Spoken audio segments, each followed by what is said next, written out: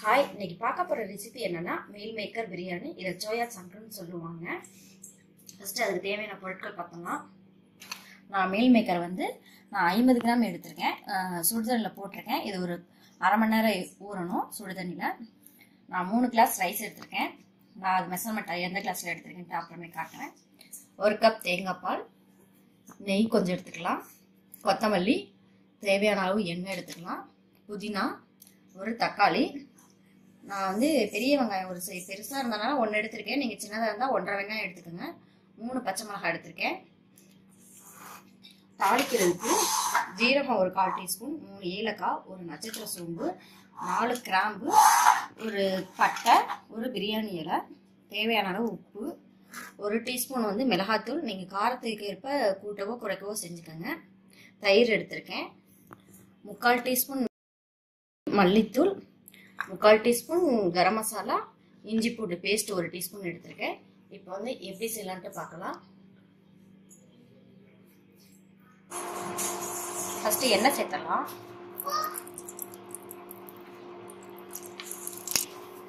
நெய் ஒரு ஸ்பூன் சேர்த்துக்கலாம்.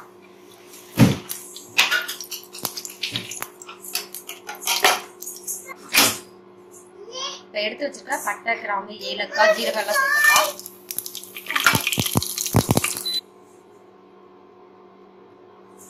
இதுல பச்சை மிளகாய், வெங்காயம் சேர்த்தலாம்.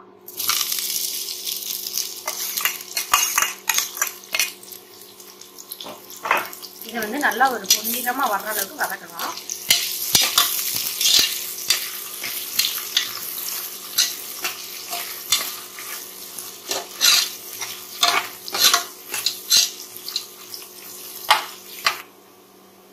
இதுல இஞ்சி பூண்டு பேஸ்ட் சேர்க்கலாம்.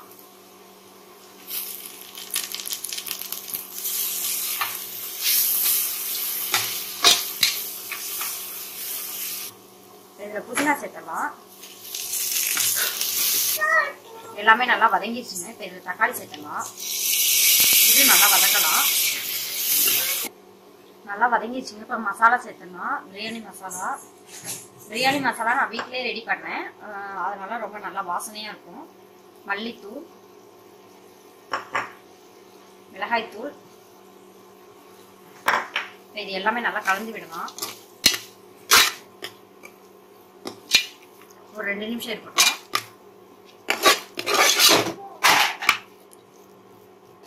நான் மீல் மேக்கரை சுடுதண்ணில போட்டு நல்லா பிழிஞ்சு வச்சிருக்கேன். தண்ணியெல்லாம் எடுத்துட்டு நல்லா பிழிஞ்சு வச்சிருக்கேன். இப்போ இதையும் ஆட் பண்ணிடலாம்.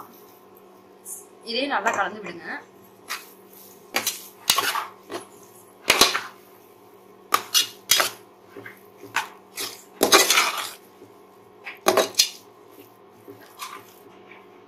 இதுல தயிர் சேர்த்தலாம்.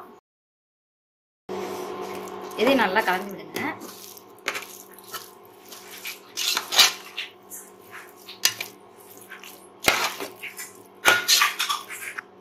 இதுல அரிசி சேர்த்தலாம். பாசுமதி அரிசி.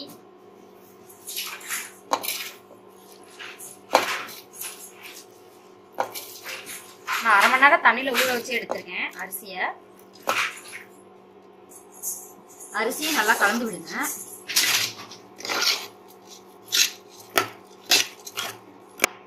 இதுல உப்பு சேர்த்தலாம்.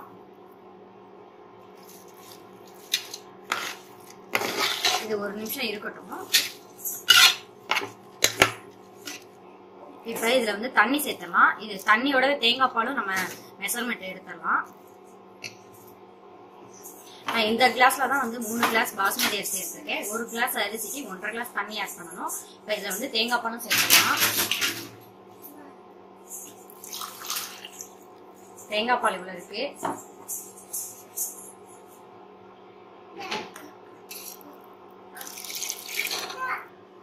இதே நல்லா கலந்து விடுங்க. நான் அரிசி 3 கிளாஸ் எடுத்திருக்கேன். தேங்காய் பாலோட சேர்த்து 4.5 கிளாஸ் நான் தண்ணி ஆட் பண்ணிருக்கேன். எல்லாமே செக் பண்ணிக்கோங்க. உப்பு போதுமான்ட்டு தேவைப்பட்டா உப்பு சேர்த்துக்கோங்க. கடைசியா மல்லியில சேர்த்தலாம். இதை மூடி போட்டுடலாம். இதுக்கு வெயிட் போட தேவையில்லை. இது மீடியம் ஃப்ளேம்ல வச்சுக்கோங்க. ஒரு 10 நிமிஷம் இருக்கட்டும். அதுக்கப்புறம் பார்க்கலாம். 10 நிமிஷத்துல நல்லா தண்ணியெல்லாம் வத்திடுச்சுங்க. இப்போ இதை வந்து மறுபடியும் மூடி போட்டுடலாம். இதை வந்து சிம்ல வச்சுக்கோங்க.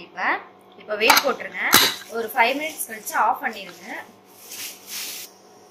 5 மினிட்ஸ் ஆயிடுச்சுங்க. இப்போ வந்து இதை ஆஃப் பண்ணிடுறேன். ஆஃப் பண்ணிட்டேன். இப்போ வந்து இது வந்து ஒரு 20 நிமிஷம் அப்படியே இருக்கட்டும். அதுக்கப்புறம் நம்ம ஓபன் பண்ணி பார்க்கலாம். 20 நிமிஷம் ஆயிடுச்சுங்க. இப்போ ஓபன் பண்ணி பார்க்கலாம்.